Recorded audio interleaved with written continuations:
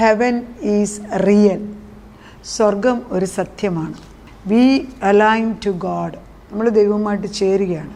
നമ്മൾ legislative authority, സ്വർഗത്തിൻ്റെ നിയമങ്ങൾ ഭൂമിയിൽ സ്ഥാപിച്ച് അത് നടത്തിച്ചെടുക്കാൻ ദൈവം നമുക്ക് കൃപ തന്നിട്ടുണ്ട്. അത് നമ്മുടെ ജഡത്തിലൊക്കത്തില്ല. The only way we can reach third heaven is not by ability but by surrender ചെയ്യുക. കർത്താവെ, ഞാൻ സറണ്ടർ ചെയ്യുന്നു എന്നെ തന്നെ. അതുകൊണ്ടാണ് കന്യാമറിയാമിൻ്റെ അടുക്കൽ ഗബ്രിയേൽ വന്നപ്പോഴും കൃപ ലഭിച്ചു, സ്വർഗത്തിൽ നിന്ന് കൃപ ലഭിപ്പിച്ച് വിട്ടിരിക്കുന്ന ഒരു വ്യക്തിയാണെന്ന് ഓർക്കണം. മുൻ നിയമിച്ചിരിക്കുക. കൃപ ലഭിച്ചവളെ നിനക്ക് വന്ദനമെന്ന് പറഞ്ഞു. അതിന് ദൈവത്തിന് പ്രസിദ്ധിയുണ്ട്. നിൻ്റെ ഉള്ളിൽ ഒരു ഉദരഫലമുണ്ട്, അതിന് യേശു എന്ന് പേരിടണം, രോഗത്തെ രക്ഷിതാവ്. അപ്പം കന്യാമറിയാം ഒരു ചോദ്യം ചെയ്യും, എങ്ങനെ സാധിക്കുമെന്ന്. ദൈവത്തിന് അസാധ്യമായിട്ടൊന്നുമില്ല എന്ന് പറഞ്ഞപ്പം കൃപ ലഭിച്ചതിനാൽ കന്യാമറിയാം തിരിച്ചു പറയും, തിരുഹിതം പോലെ നടക്കട്ടെ. ആ ഒരു തിരിച്ചു പറച്ചിലാണ് അവിടെ സ്വർഗം കൊണ്ടുവന്നത്. അതാണ് നമുക്കും ആവശ്യം. ഞാൻ ഒരു സത്യം മനസ്സിലാക്കി, ദൈവം അനുഗ്രഹിക്കുന്നുണ്ട് എന്നും. തടസ്സപ്പെടുത്തുന്നത് മറ്റുള്ളവരാരുമല്ല, നമ്മൾ തന്നെ. ദൈവം നമുക്ക് കൊണ്ടുതരുമ്പോൾ ഒരു എക്സാമ്പിൾ, പണമില്ലാത്തൊരു വീട്, അവർക്ക് പെൺമക്കളുണ്ട് കല്യാണം കഴിക്കാനായിട്ട്. കല്യാണത്തിന് പലരും കുഞ്ഞിന് സൗന്ദര്യമുള്ളപ്പം കല്യാണത്തിന് പലരും കല്യാണ ആലോചനയായിട്ട് വരും. എൻ്റെ അപ്പന് കാശ് കൊടുക്കാൻ വേണ്ടെങ്കിൽ എനിക്ക് കല്യാണം വേണ്ട. ദൈവം കാശ് കൊടുക്കാൻ സൗകര്യമില്ലാത്തതുകൊണ്ട് കാശുള്ള ഒരാൾക്ക് ഈ കൊച്ചിനോട് ഇഷ്ടം തോന്നി വന്നെങ്കിൽ അത് സ്വീകരിക്കാനുള്ള വിനയമില്ല എങ്കിൽ അത് ദൈവത്തിൻ്റെ അല്ല, ആ സംസാരം തന്നെ ശരിയല്ല. എന്നാൽ പിന്നെ നിനക്ക് പണമുള്ളൊരപ്പനെ ദൈവത്തിന് തരാറുന്നല്ലോ. അപ്പം ദൈവത്തിന് വേറെന്തോ പ്ലാനുണ്ട്. ചിന്തിച്ച് നോക്കുക. എസ്തേറിൻ്റെ കാര്യത്തിൽ എസ്തേറിൻ്റെ അപ്പനും അമ്മയ്ക്കും പണവും സൗകര്യം ഉണ്ടെങ്കിൽ അഹസ്വേരോസ് രാജാവിൻ്റെ രാജ്യത്ത് വന്ന് താമസിക്കുക ഇല്ല. അപ്പനും അമ്മ ഇല്ലായിരുന്നു പോലും. അതുകൊണ്ട് മൊർദെഖായി എടുത്ത് വളർത്തി. മൊർദെഖായിക്ക് ഇവരെ എത്ര നാൾ സൂക്ഷിക്കാൻ നോക്കും? രാജാവ് ഓരോ പെൺകുട്ടികളെ അന്വേഷിച്ച് നടക്കും. മൊർദെഖായിക്ക് ഈ സൗന്ദര്യമുള്ള കുഞ്ഞിനെ സൂക്ഷിക്കാൻ നോക്കും. ആലയത്തിൽ പിന്നെ രാജാവിൻ്റെ കൊട്ടാരത്തിൽ കൊണ്ട് ഏൽപ്പിക്കുക തന്നെ വേണ്ടി വന്നു. കാര്യങ്ങൾ നടത്തുന്നത് ദൈവം. നമ്മൾ നോക്കുമ്പോൾ അതിനൊക്കെ ചില പോരായ്മകളുണ്ട്. പക്ഷെ ദൈവത്തിൻ്റെ കണ്ണിൽ അത് പോരായ്മ അല്ലായിരുന്നു. ആ കുട്ടിക്ക് അപ്പനും അമ്മയും ഇല്ലാഞ്ഞത് അതുകൊണ്ടാണ് എസ്തേർ രാജ്ഞിയായി മാറുന്നത്. നമ്മൾ മനസ്സിലാക്കണം, ദൈവത്തിൻ്റെ പ്ലാനുകൾ അല്ല, ദൈവത്തിൻ്റെ വിചാരം നമ്മുടെ ഒത്തിരി ഉന്നതമാണ്. അതിന് വിട്ടുകൊടുക്കാൻ നമ്മൾ പ്രാർത്ഥിച്ചു കഴിയുമ്പം പിന്നെ വിട്ടുകൊടുക്കണം.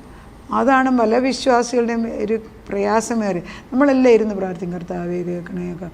ആദ്യ അപലാതി പറയും, പിന്നെ കുറച്ച് പാട്ട് പാടി നിന്നെ സ്തുതിക്കും, പിന്നെ സ്വർഗസ്ഥനായ പിതാവേ ചൊല്ലി എല്ലാം കഴിഞ്ഞിട്ട് പ്രാർത്ഥിച്ച് കഴിഞ്ഞിറങ്ങി വരുമ്പോഴും പിന്നെ നമ്മൾ ദൈവത്തിൻ്റെ പ്രാർത്ഥനയ്ക്ക് ഉത്തരം തരാത്ത എന്താ നമ്മൾ ചോദിക്കില്ലേ?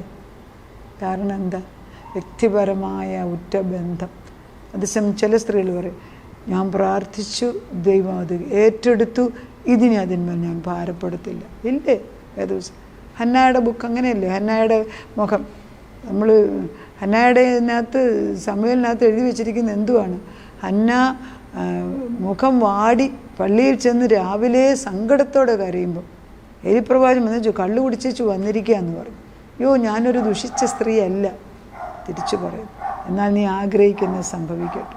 പിന്നെ അവളുടെ മുഖം വാടിയിട്ടില്ല.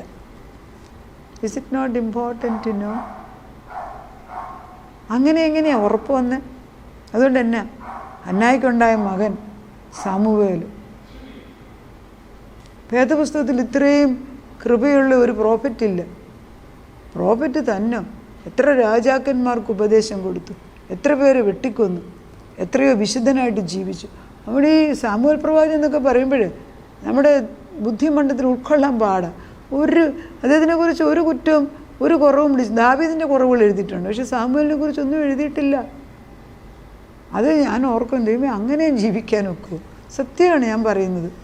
അങ്ങനെ ജീവിക്കാൻ ഒക്കുമോ? ഒക്കുന്നെന്ന് ഹന്നായുടെ കരച്ചിൽ ദൈവം കേട്ടു. അപ്പം ദൈവം നമ്മളെ കേൾക്കുന്നവനാണ്. Heaven is real. 3 പേര് ദൈവത്തെ നമ്മളെ മനസ്സിനെ അതിശയിപ്പിക്കുന്നുണ്ട്. ഒന്ന് ഈനോക്ക് ജീവിച്ചിരുന്ന കാലത്ത് ഈനോക്ക് സ്വർഗത്തിൽ കയറുകയും ഇറങ്ങുകയും ചെയ്യുമായിരുന്നു. നല്ല പരിചയം, വീട്ടിൽ പോകുന്ന പോലെ. ഞാൻ എൻ്റെ അപ്പൻ്റെ വീട്ടിലോട്ട് പോട്ടെ എന്ന് പറഞ്ഞ പോലെ പോകുന്നു. അങ്ങനെ ഈനോക്ക് ജീവിച്ചു കഴിഞ്ഞപ്പം ഈനോക്കിൻ്റെ സമയമായപ്പം വാക്ക്ഡ് ഇൻ ടു ഇറ്റേർണിറ്റി എന്നാണ് പറയുന്നത്. മരിച്ചില്ല, മരിക്കാതെ അപ്പുറത്തോട്ടം കയറിപ്പോയെന്ന്.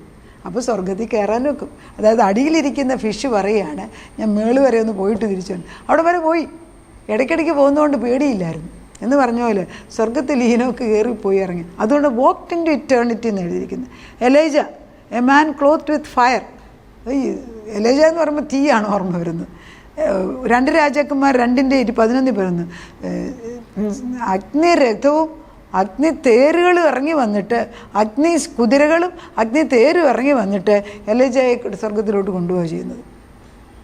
അപ്പം ഹീസ് ടേക്കൺ അലൈവ്. മരിച്ചിട്ടില്ല, മരിക്കാതെ സ്വർഗത്തിൽ കയറാൻ സാധിച്ചല്ലോ. അതൊരു അതിശയല്ലേ.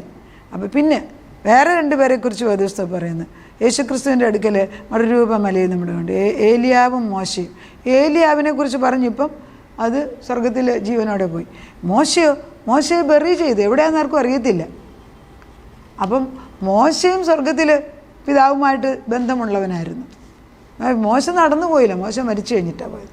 മൽക്കീസേദക്കിനെ കുറിച്ച് പറയുമ്പോൾ തുടക്കമില്ല, അവസാനമില്ല. 110-ാം സങ്കീർത്തനം 4 പറയുന്നു, ഈ മൽക്കീസേദക്കിൻ്റെ വിധത്തിൽ എന്നേക്കും ഒരു പുരോഹിതൻ എന്ന് യഹോവ സത്യം ചെയ്തു അനുദപിക്കുകയില്ല. അപ്പം നോ ബിഗിനിങ് നോ എൻഡ്. അത് ഒരു പ്രീ ഇൻകാർണേറ്റ് ക്രിസ്തുവാണ്. ക്രിസ്തുവിന് മുമ്പിൽ വന്ന ദൈവത്തിനെ റെപ്രസെൻ്റ് ചെയ്യുന്ന ആളാണ്. അതുകൊണ്ടാണ് എബ്രഹാമിനെ അനുഗ്രഹിക്കാനായിട്ട് മൽക്കീസേദക്ക് വന്ന് അപ്പവും വീഞ്ഞും കൊടുത്തിട്ട് എബ്രഹാമിനെ അനുഗ്രഹിക്കുന്നതായിട്ട് നമ്മൾ കാണും. ആ അനുഗ്രഹം അവിടെ ചെല്ലണമായിരുന്നു എബ്രഹാമിന് കിട്ടുക. അതുകൊണ്ടാണ് ഞാനും ചിലപ്പം പറയുന്നത്, ദൈവത്തിൻ്റെ ആത്മാവുള്ളവർ ചില ഭവനങ്ങളിൽ കാലി ചവിട്ടി എന്തെങ്കിലും പറഞ്ഞെങ്കിലേ അനുഗ്രഹം ഉണ്ടാകത്തുള്ളൂ. കണ്ടിട്ടുണ്ടോ? അങ്ങനെയൊക്കെ ഞാൻ അനുഭവിച്ചിട്ടുണ്ട്. നമ്മളൊരു വീട്ടിൽ ചെന്ന് നമ്മുടെ വീട്ടിലൊരാൾ കയറി, തക്ക സമയത്ത് ആളുകൾ കയറി വരും. അത് ദൈവം പറഞ്ഞു വിടുന്നു, എല്ലാവരും അല്ല. പ്രാർത്ഥിക്കണം, ദൈവമേ നീ അനുഗ്രഹിക്കുന്നവരും നീ ആത്മാവിൽ വിടുന്നവരെ കയറാവേ, അല്ലാത്തവരെ കയറ്റാം. അല്ല കള്ളനും കയറി വരും കല്യാണത്തിന്, അടുത്ത കല്യാണത്തിന്. നമ്മളൊരു കുട്ടിക്ക് വേണ്ടി പ്രാർത്ഥന 33 വയസ്സായി, കല്യാണം കഴിഞ്ഞിട്ടില്ല. എന്നെ പ്രാർത്ഥിച്ച് കല്യാണ ആലോചന വരും. കല്യാണം വരുമ്പോൾ 2 എണ്ണം ഒന്നിച്ച് വരും. എപ്പോഴും അങ്ങനെ കള്ളപ്പിശാച് ആദ്യം അവൻ കയറി വരും. അപ്പം അതാണോ ഇതാണോ, കാരണം 2ാം നല്ല എണ്ണം വന്നു. അപ്പോൾ അത് നടക്കാനായിട്ട് സാധ്യതയുണ്ട്. അതിൻ്റെ ഇടയ്ക്ക് ഈ കുട്ടി സ്വപ്നം കാണുന്നു, നമ്പർ ഇട്ടിട്ട് നമ്പർ എഴുതി 6 നമ്പർ ആ കുട്ടിയുടെ മുമ്പിൽ എഴുതി വരിക. അപ്പം നമ്മളാണേലും 6 നമ്പറൊക്കെ കിട്ടണമെങ്കിൽ ആ നമ്പർ, അതിൻ്റെ കൂടെ നമ്പർ 10 എനിക്കറിഞ്ഞൂടെ number, I don't remember it. ആ കുട്ടി എന്നിട്ട് ആ നമ്പറിൽ വിളിച്ചു കഴിഞ്ഞപ്പോൾ ഒരാളെടുത്തു, കല്യാണം കഴിക്കാനായിട്ട് വെയിറ്റ് ചെയ്യിക്കുന്നു. അവനത് സംസാരിച്ച് കഴിഞ്ഞപ്പോൾ ഈ കൊച്ചു പറഞ്ഞു, ഇതിനെയാണ് ഇനി കല്യാണം, വേറെ എണ്ണം നല്ലത് അപ്പുറത്ത് വന്നിപ്പുണ്ട്. അപ്പം ഞാൻ ദൈവത്തോട് ചോദിച്ചു, 2 എണ്ണം ഒന്നിച്ച് വന്നു, ഈ കുട്ടി പറയുന്നു ഇതല്ല, മറ്റേ കൊച്ചനെ ഇവക്ക് സ്വപ്നത്തിൽ നമ്പർ കൊടുത്ത് വിളിപ്പിച്ചത്, അപ്പോൾ അതാണോ ശരി? നമുക്ക് ഭയമായി, ഇനി ഏതാണ് തിരഞ്ഞെടുക്കേണ്ടത്? നമ്മളെല്ലാം ഞങ്ങളൊരു കൂട്ടമായിട്ട് പ്രാർത്ഥിച്ച കാര്യമാണ്, ഇതെങ്ങനെ നടക്കും കറുക. അങ്ങനെ ഇരിക്കുക നമ്മുടെ കൂടെയുള്ള വേറെ 2 പിള്ളേരുടെ ബാക്ക്ഗ്രൗണ്ട് അന്വേഷിച്ചപ്പോൾ എന്തുവാ, ഈ നമ്പർ കിട്ടിയ ഒരു കള്ളനാണ്. അവനിങ്ങനെ ആളുകളെ പറ്റിച്ച് കല്യാണം നടത്തിക്കൊണ്ട് നടക്കുന്നവനാണ്. ദൈവകൃപയാൽ ആ രഹസ്യം പറയും. അപ്പം കൊണ്ടുവന്ന അതാരാ? പിശാച്. നല്ല കൊണ്ടുവന്ന ആരാ? ദൈവം. വിവേചനം വേണം, വിവേചനം. എടുത്തു ചാടി ഒരു തീരുമാനം എടുക്കാതെ ദൈവാത്മാവിൽ തീരുമാനമെടുക്കാൻ ദൈവം നമുക്ക് ബുദ്ധി തരട്ടെ. അപ്പം നമ്മൾ മൽക്കീസേദക്കും തന്നെത്താനെ കയറി. യേശു ക്രിസ്തു മരിച്ചു കഴിഞ്ഞ് ഉയർത്തെഴുന്നേറ്റ് ശരീരത്തോട്. അപ്പം നമ്മൾ മനസ്സിലാക്കേണ്ടത്, ജീവിച്ചിരിക്കുന്ന കാലത്ത് നമുക്ക് സ്വർഗത്തിൽ കയറാൻ ഒക്കും. 3 men shows that heaven is a place where we can invade before death. മരിക്കുന്നതിന് മുമ്പ് കയറി ചെല്ലാൻ കഴിയുന്ന ഒരു സ്ഥലമാണെന്ന്. ദേ എക്കോ ഇറ്റേണിറ്റി, എന്നേക്കുമുള്ളൊരു സത്യസ്ഥലമാണ് സ്വർഗമെന്ന് പറയുന്നത്. സ്വർഗമില്ല നരകമില്ല എന്നൊക്കെ പറഞ്ഞ് എത്തീസ്റ്റ് നടക്കുമല്ലോ, വിഡ്ഢികളായിട്ട് നടക്കാൻ ദൈവമേ നമ്മുടെ കുടുംബങ്ങളിൽ ആർക്കും അവസരം ഉണ്ടാവില്ലേ. അതെടുത്തു മാറ്റണം. പിശാചിൻ്റെ തന്ത്രം വേരോട് പറിച്ചു കളഞ്ഞ് ശപിക്കപ്പെട്ടത് കരിഞ്ഞു പോട്ടെ എന്ന് പ്രാർത്ഥിക്കുന്ന കർത്താവ്. വെളിപ്പാടി പറയുന്ന people who need not die but eat. അതായത് നമ്മൾ 22:17 ആകുമ്പോഴത്തേക്ക് ദൈവത്തിന് spirit and brides come Lord Jesus ആണ്. പക്ഷെ അതിന് നമ്മൾ പറയുന്നത്, നമ്മൾ മരിക്കണം എന്നില്ല സ്വർഗത്തിൽ കയറാൻ. നമ്മുടെ ആത്മാവ് സറണ്ടർ ചെയ്താൽ സ്വർഗം കാണാൻ സാധിക്കും. ഇവിടെ ഒരു വ്യത്യാസം പറയേണ്ടിയിരിക്കുന്നു. നമ്മൾ ജഡത്തിലല്ല സ്വർഗത്തിൽ ഇപ്പോൾ പോകുന്നത്. ആ ജഡം ഒരു കാലം വരെ ഇവിടെ ഉണ്ട്. പക്ഷെ നമ്മുടെ ആത്മാവ് പറഞ്ഞു നേരുന്നതിന് മുമ്പ് സ്വർഗത്തിൽ ചേരാൻ ഒക്കും. സ്വർഗസ്ഥനായ ഞങ്ങളുടെ പിതാവേ എന്ന് പറയുമ്പം എൻ്റെ ബുദ്ധിമണ്ഡലത്തിൽ സ്വർഗം കാണാനും സ്വർഗത്തിലിരിക്കാനും പിതാവിനെ കാണാനും ഒക്കെ ദൈവം വചനത്തിൽ കൂടെ കൃപ തന്നിട്ടുണ്ട്. അത് ഏറ്റെടുക്കണം. അന്നേരം നമ്മൾ വീട്ടിൽ അടുപ്പത്ത് കഞ്ഞി വെച്ചിട്ടുണ്ടോ, അല്ലെങ്കിൽ വീട്ടിൽ ജോലിക്കാരിയുണ്ടോ, പട്ടി അവിടെ കുരയ്ക്കുന്നുണ്ടോ, ഇതൊക്കെ ആലോചിച്ചിട്ട് കാര്യമൊന്നുമില്ല. ഇതെല്ലാം കയറി വരും. അതുകൊണ്ടാണ് പറയുന്നത്. So destiny is activated in heaven. They are realm interacted every day. No more wrong battle. എല്ലാ തീരുമാനവും സ്വർഗത്തിലാണ് തീരുമാനം എടുക്കുന്നത്. അവിടുന്ന് ഇങ്ങോട്ട് കൊണ്ടുവരുന്ന തടസ്സം രണ്ടാം സ്വർഗമാണ്. നമ്മുടെ ദേഹീയ തലത്തിലെ രണ്ട് ചിന്ത മാറി ഏകചിന്തയായിട്ട് ക്രിസ്തുവിൽ നിന്ന് ദൈവത്തിൽ എലിമിനേറ്റ്, വേണ്ടാത്തതിനെ കളഞ്ഞ് സ്വർഗത്തിനെ ഭൂമിയിൽ കൊണ്ടുവരാൻ ദൈവം ആഗ്രഹിക്കുക. ആ ദൈവം നമ്മുടെ കൂടെ വന്ന് നിൽക്കുന്നു. അവനെ ഏറ്റെടുക്കുക. അവൻ നമ്മുടെ കൂടെ നിൽക്കുന്നു. 3 പേര് ജീവിച്ചിരുന്ന കാലത്ത് സ്വർഗത്തിൽ കയറി ഇറങ്ങി. അതുപോലെ നമ്മൾ പിശാചും സ്വർഗത്തിൽ കയറുന്നുണ്ട്. യോബിൻ്റെ ബുക്കിൽ അവൻ ഇടയ്ക്കിടയ്ക്ക് കയറിച്ചിറങ്ങി വരുമെന്ന്. അപ്പോൾ എല്ലാവർക്കും വെളിപാടിൻ്റെ 4-ാം അധ്യായത്തിൽ വരിക എന്ന് വിളിച്ച് കയറ്റിയിട്ടുണ്ട്. നമ്മളെ വിളിച്ച് കയറ്റിയിരിക്കുക. പോയിരിക്കുക. അവിടെ ഇച്ചിരി നേരം ഇരുന്നേച്ചിറങ്ങി വന്ന് പ്രാർത്ഥിച്ചിട്ട് കാര്യം നേടിയെടുക്കുകയും ദൈവം അനുഗ്രഹിക്കട്ടെ. പ്രാർത്ഥിക്കുക. നാഥാ, നിനക്കൊന്നും അസാധ്യമല്ല. സ്വർഗമെന്ന് പറയുന്ന ഒരു സത്യമാണ്. അതൊരു റിയാലിറ്റിയാണ്. അവിടെ ദൈവമുണ്ട്, ദൈവത്തിൻ്റെ പുത്രനുണ്ട്, പരിശുദ്ധാത്മാവുണ്ട്, ദൈവദൂതന്മാരുണ്ട്, വിശുദ്ധന്മാരുണ്ട്, പിതാക്കന്മാരുണ്ട്, സാറാപ്പുകളുണ്ട്, കെറൂബുകളുണ്ട്. അത് സത്യം തന്നെ. നമ്മുടെ ഈ ബുദ്ധിക്ക് ഇത് മനസ്സിലാകുന്നില്ലെങ്കിലും എല്ലാം ഇതിനകത്ത് എഴുതി വെച്ചിട്ടുണ്ട്. ആവശ്യമുള്ളവരിത് വായിച്ചെടുത്ത് പഠിക്കട്ടെ. അപ്പച്ച, ഞങ്ങളുടെ തലമുറയോട് കരുണ തോന്നി ഈ സത്യങ്ങൾ ഞങ്ങൾക്ക് പകർന്നു തന്നത് അവരുടെ ഹൃദയത്തിലേക്ക് ചെന്ന് പതിയാൻ ഈ ലോകത്തിലേക്ക് ഈ വചനം അയച്ചു കൊടുക്കുന്നത് ഭൂമിയുടെ ഒരറ്റം തൊട്ട് മറ്ററ്റം വരെ പോയിട്ട് പ്രവർത്തിച്ചിട്ടല്ലാതെ തിരിച്ചു വരരുത്. വചനം അങ്ങനെ തന്നെ പറഞ്ഞയക്കുന്നു. പുതപ്പ് പോലെ മക്കളുടെ മേൽ ചെന്ന് വീഴണം. അവിശ്വാസികളുടെ മേൽ ഇത് ചെന്ന് വീഴണം. ദൈവത്തെ ആഗ്രഹിക്കുന്നവരുടെ മേൽ ഇത് ചെന്ന് വീഴണം. കഷ്ടത്തിലിരിക്കുന്നവരുടെ മേൽ ചെന്ന് വീണിട്ട് സ്വർഗം അടുത്തിരിക്കുന്നു, ദൈവം കൂടെയുണ്ട്.